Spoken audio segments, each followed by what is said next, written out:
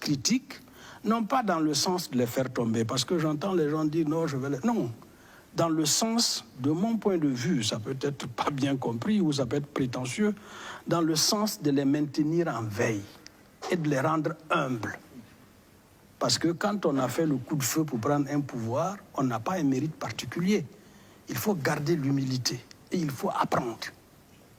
Voilà un peu ma position par rapport ou vis-à-vis des transitions militaires. Et vous avez la même position que la transition malienne?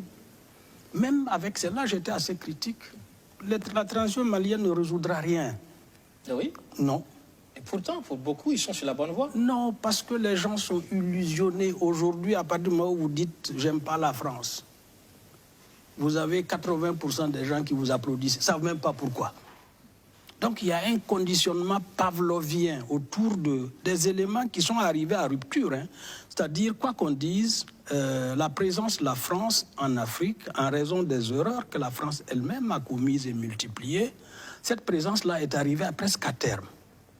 Et les masses ont pris conscience d'un certain nombre de choses, elles ne les acceptent plus aujourd'hui. Donc vous admettez qu'il y a une certaine maturité au niveau de la masse, il y a une certaine conscience. Mais quand il y a au sein de la masse, évidemment, cette prise de conscience.